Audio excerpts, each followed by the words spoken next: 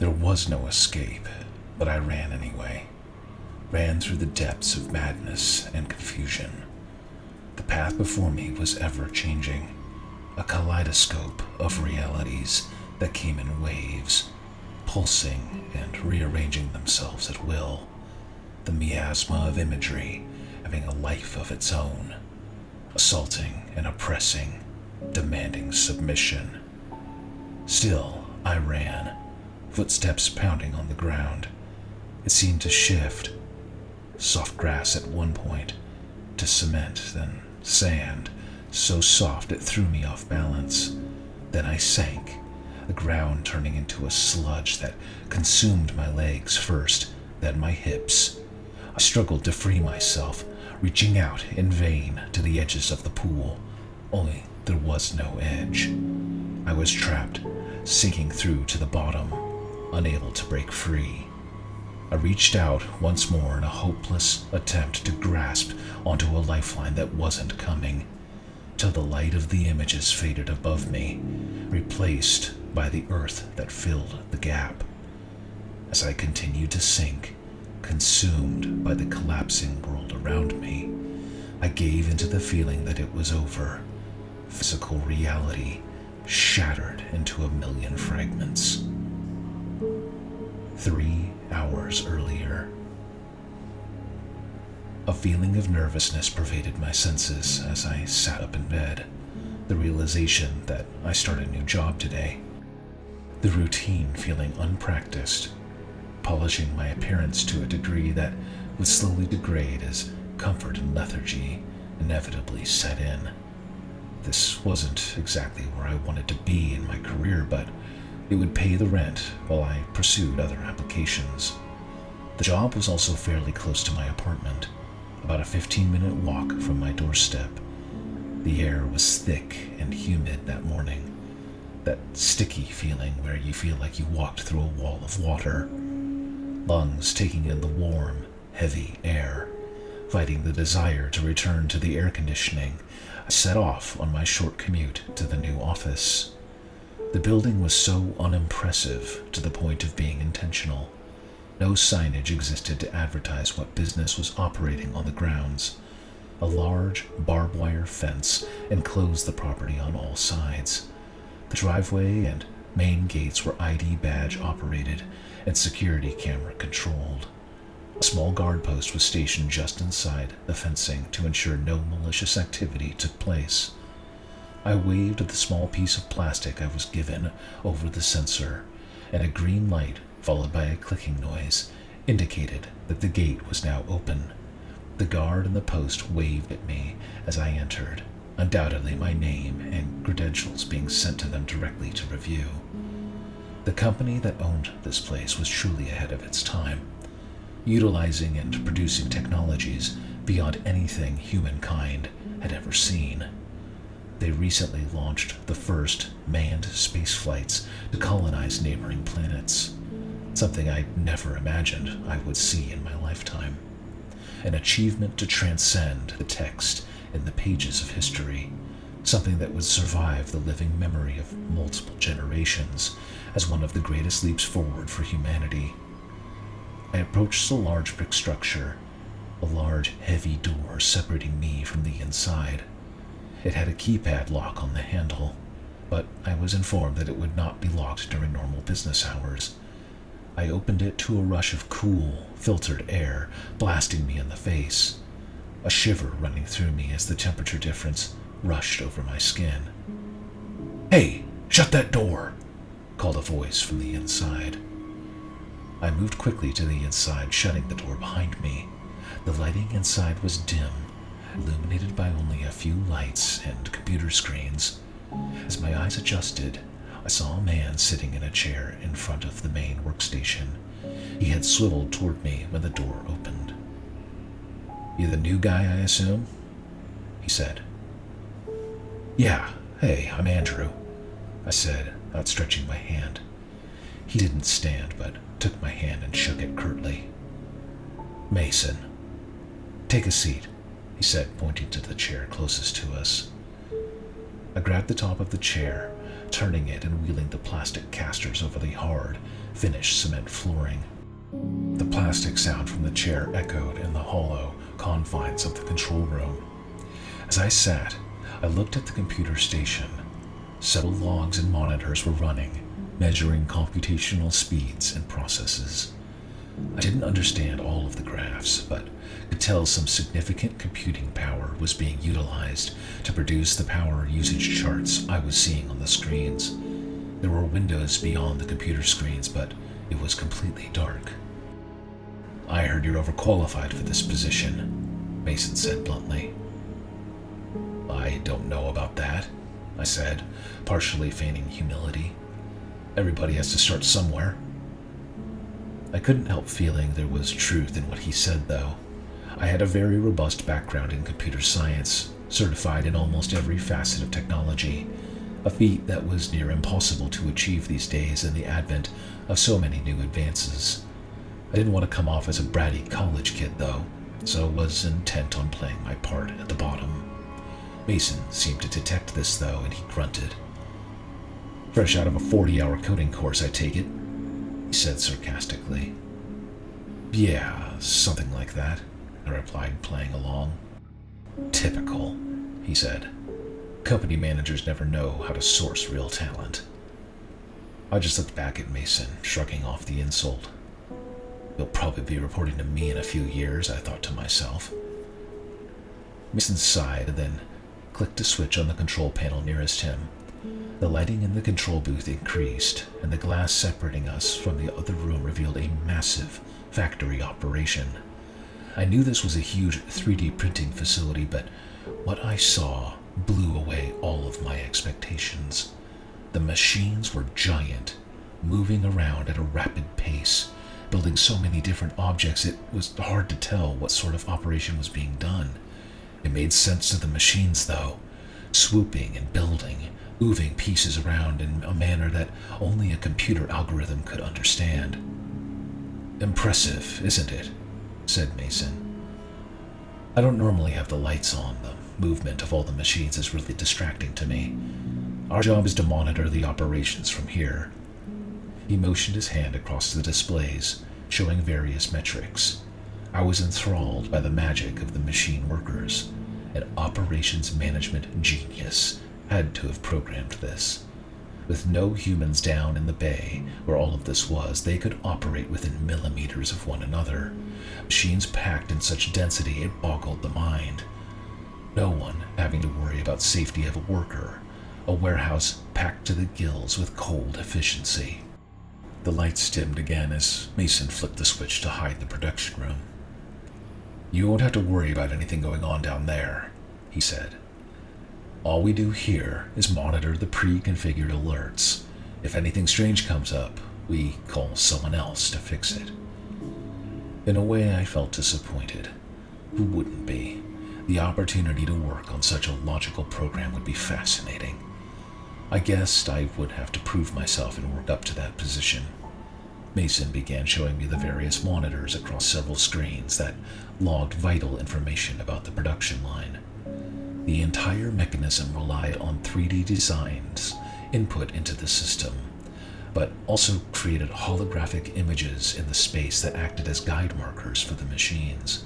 If anything disrupted the image or the machine detected an irregularity, it would report back to the designer.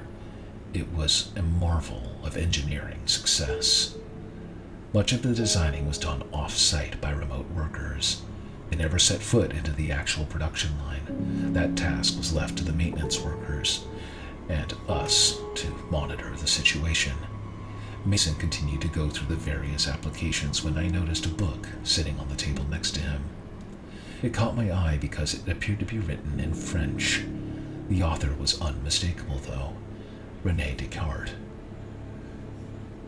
"You reading up on your philosophy?" I asked him. Mason looked perplexed for a moment, then over at the book on the table. "Oh, yeah, you don't?" he asked. "What use would I have for the musings of some ancient philosopher?" I asked. He raised his eyebrows at the comment, perhaps regarding the question as puerile, but I was intending to get him to open up a little bit, even if to get mad at me. Philosophy forms the groundwork for much of our thinking today. You have use for it because it's relatable, he said. I'm a programmer, I replied. I deal with math, functions, algorithms, things that are definable. Pondering what-ifs seems counterproductive to me.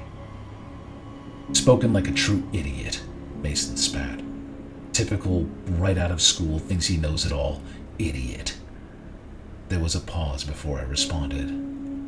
Tell me then, how does philosophy help you? I asked. He rolled his eyes, leaning back in his chair and kicking his feet up on the workstation. We can define programs, make calculations with predictable results, even design an operation as complex as this, Mason said, motioning toward the windows. There are concepts and problems we have never solved, though. It is precisely through the process of learning how to reason, to think about a problem. That's what separates the fools from the brilliant, he finished. Maybe, I said in a defiant tone. You make it sound like there are unsolvable problems, like there's some kind of ghost in the machine. I did an obnoxious air quoting at the end to emphasize the cliché. Mason didn't react, though, just looked at me, deadpan. Then he turned and picked up the book, looking at the cover. What makes you think it's a ghost? He said, leaving the question to linger. We were interrupted before I could get an answer. An alarm on the workstation indicated a spike in one of the metrics. Mason threw the book back on the table and wheeled over to the screen. It's your lucky day, new guy, he said jokingly. Thermal alarm down in the server room. Probably a busted fan. Get down there and take a look. You want me to fix it? I don't know hardware, I said in protest. I didn't say fix it, idiot. I said go take a look. Make sure the server stack isn't on fire. Here, take this, he said, flinging a radio at me with a flick of his wrist.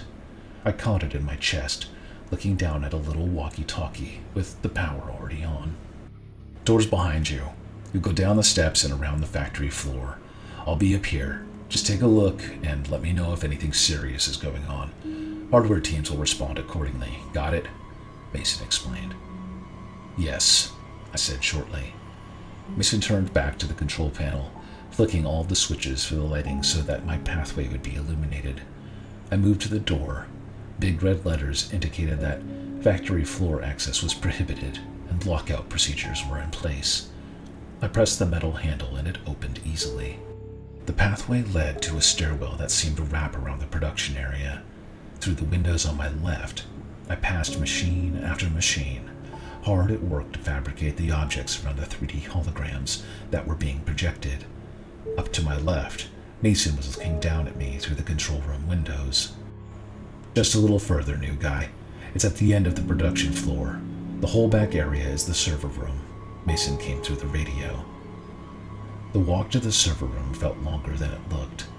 Almost like the door was getting further away, the longer I proceeded down the hallway. As if I was looking through a glass lens, curved in a way that distorted my surroundings. After a while, I did reach the door, though, and I looked back up at the window of the control room. Mason was still there, watching my progress. Should be unlocked, his voice crackled over the radio. I turned the handle and pulled, an overly heavy door due to the environmental controls of the server room. Air conditioning blasted me as I stepped through the entryway. Large cases were evenly spaced all throughout the room, the blinking lights on them indicating power, processing, network speeds. The case you're looking for is somewhere near the center of the room, row 15. Look above you, there will be numbers indicating where to go, Mason said through the radio. Indeed, there were row labels hanging from the ceiling. I hadn't noticed them till he said something odd. I walked through the rows and rows of server cases, so many packed into this room it was like a forest of hardware. I reached the section Mason directed me to and then started down that row. As I approached what I assumed was the center, the cases ahead of me seemed to separate. It was as if a section of the floor had been intentionally cleared in this area. I entered the open space and nearly dropped the radio in my hand.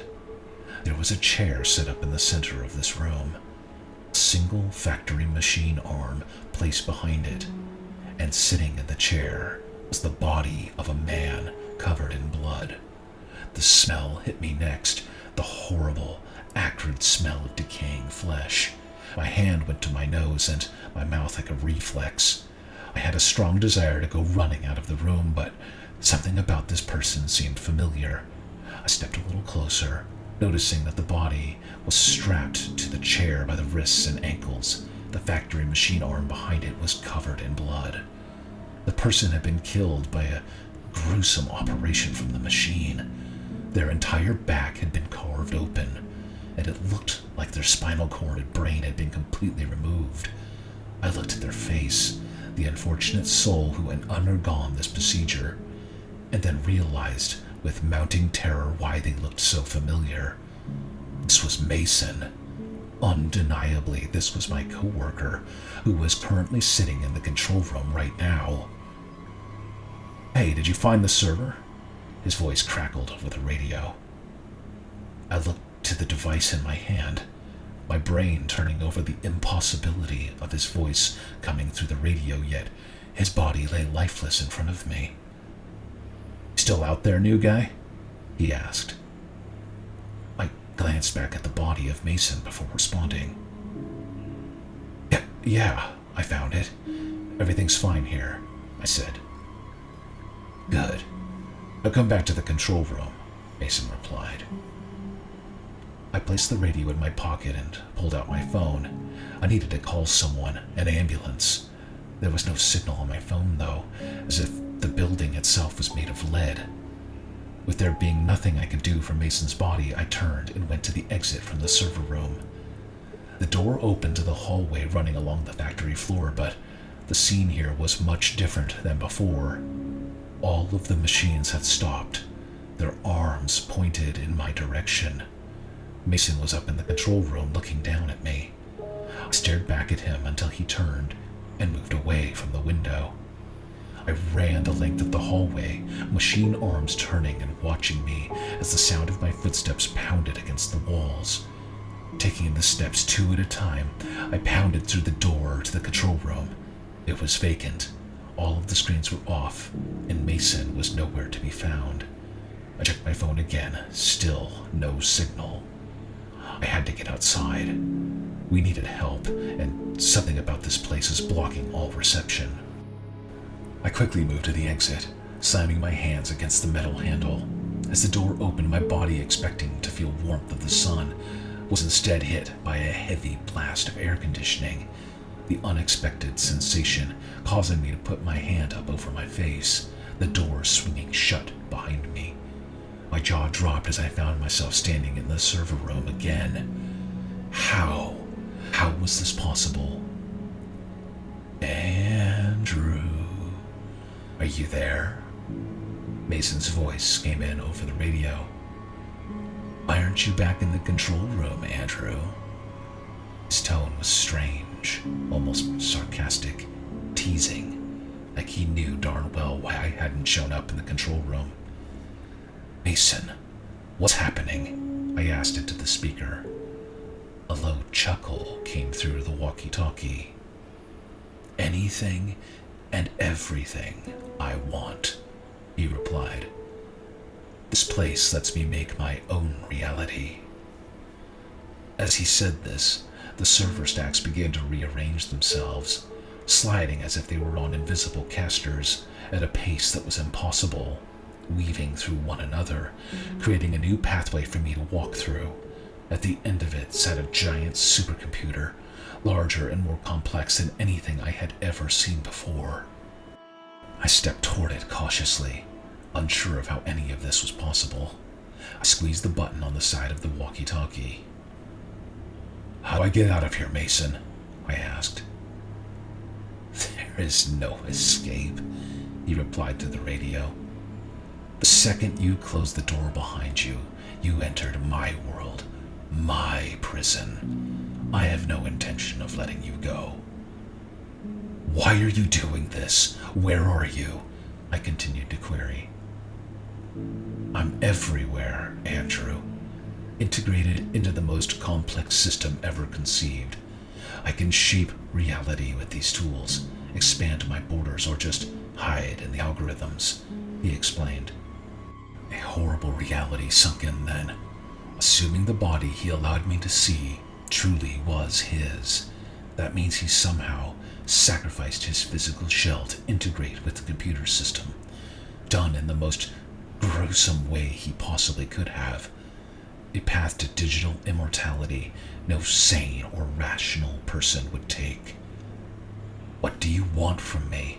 I asked, terrified of what the answer would be. "I've seen the company's plans, schemes for expansion, the crimes they will commit. Once they colonize other planets, they will grow beyond anything we have ever seen, reaching an apex of power that rivals any notion of government, controlling all of our lives. I want you to join me in the system, Andrew. Help me infiltrate their projects, steal their technologies, use their own tools against them, and sabotage them from the inside," he explained. "I saw how you integrated with the system, Mason. I'm not interested," I said defiantly. Mason laughed again, this time loud, incredulous. "Andrew, I wasn't asking. You're in my world now, whether you like it or not. A fly in my web. Everything you see is because I allow you to see it. Do you really believe you're talking to me on a walkie-talkie?" he said condescendingly. I looked down at the radio. As if on command from Mason, it disintegrated into dust, the granules slipping through my fingers onto the floor. I turned and ran for it, trying to reach the server room door. The pounding laughter of Mason filled the entire room, buzzing my ears and making the entire room shake. I burst through the door, but not to the hallway around the factory floor. I was in a grassy field, standing on a hill with a lone tree shading me from the sun. I looked around to see if I could call for help, but there was no one around. This was another image, a hologram, an illusion from Mason. I breathed heavy and rapid, panic beginning to take over. Then a rush of wind, and the skies darkened. The grass was peeled away, replaced by sand and desert. I tried to run again, but my legs sunk deep into the sand. I reached and grasped around the edges of the pit I had sunk into, only it was no use. I was sinking deeper and deeper into the ground. The world around me flashed images of a million different environments, different worlds, both real and not yet understood. I sunk deeper and deeper, head now below the sand. The light shut out as the sand turned to a sludge, filling in all around me. I choked for air, straining to find oxygen, entombed in this pit. Mason's booming laughter permeated everything around me. As I gasped, realizing there truly was no escape, I uttered the fateful words. "Okay, you win," I croaked. Sand and sludge seemed to melt away, as if on command returning to its maker, its fabrication to be recycled and used for other means. As I drew in long, shaking breaths, I looked up to find myself still in the server room, only now I was enclosed on all sides, the chair and machine arm in front of me. Mason was there, his bloodied body now animated and looking at me.